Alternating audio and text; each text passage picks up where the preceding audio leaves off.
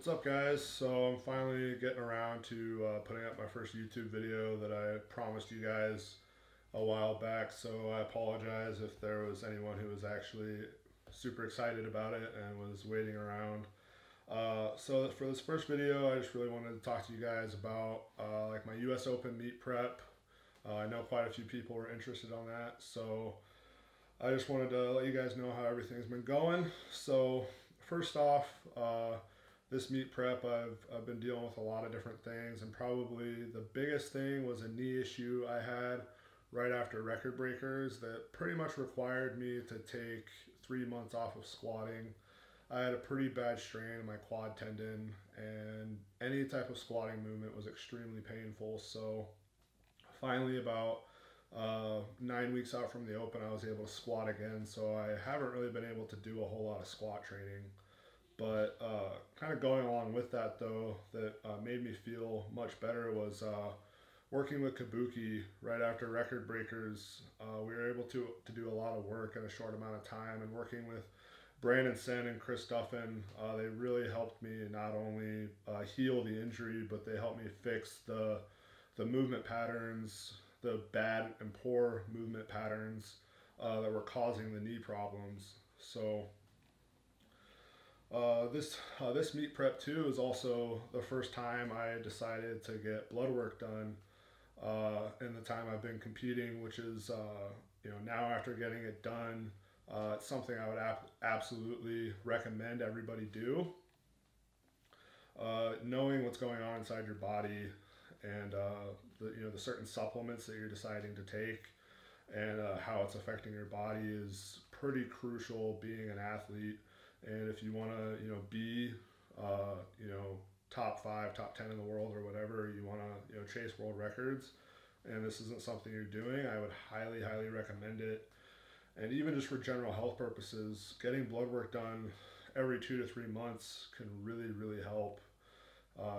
I've talked about anxiety in the past, and after getting blood work done, I was able to see a lot of little things that were contributing to my anxiety, and I started, taking certain vitamins and stuff like that, making small changes in my daily routine.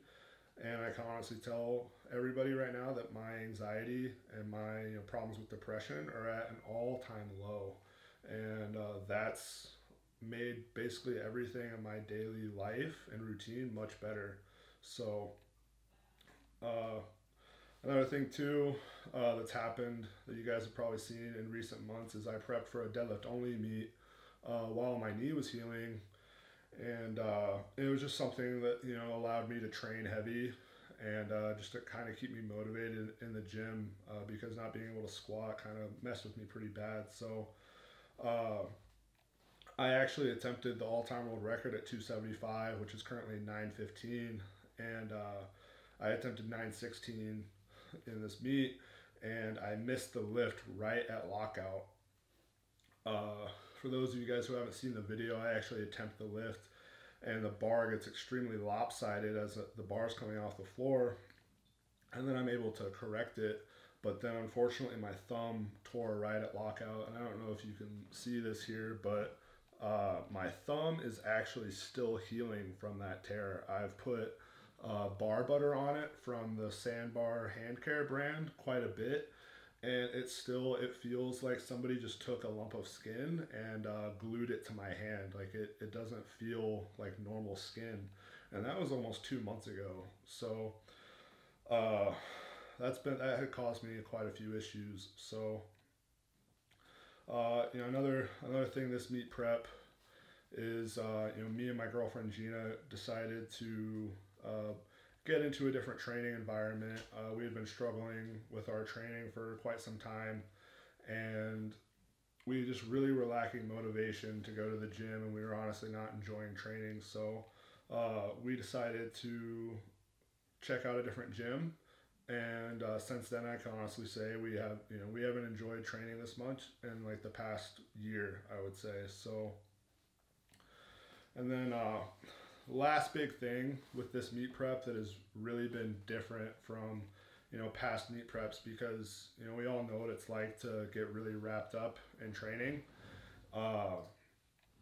And we get so absorbed with and caught up in hitting PRs and training for meet after meet after meet. I've really taken a step back from worrying about competing and just focusing more on other things that are much more important. And it's actually allowed me to stay motivated to keep training, just because when I leave the gym, I quit worrying about training.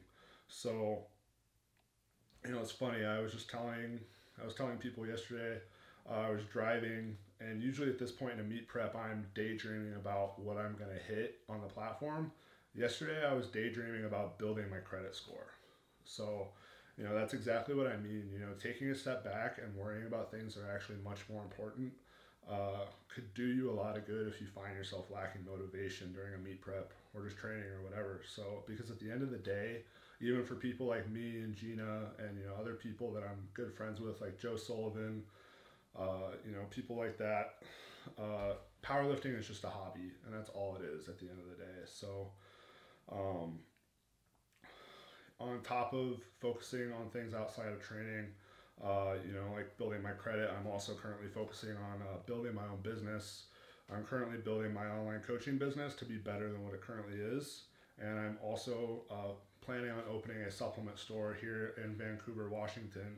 I've talked a little bit about this on my social media on live videos, but that is something that I plan to accomplish by the end of this year. I would love to have the store up and running by the end of this year. And it's also going to be an online store as well. There will be like nationwide shipping. That is my plan at this point. So anybody on here who is watching this that would be interested in something like that, keep an eye out, because like I said, I plan to have the store open by the end of the year. So that is all I have for you guys. So I really just wanted to give you guys a quick preview of what's been going on with my training the past few months and where my head is at and where I'm going. If there's anything you guys would like me to talk about in the next video, whether it's lifting related or non-lifting related, please shoot me a message on Instagram or Facebook, or leave a comment below in the video. I think that's what people do on YouTube videos. They say comment below. So leave a comment, message me or whatever on something you'd like me to talk about. I appreciate it. Thanks for watching.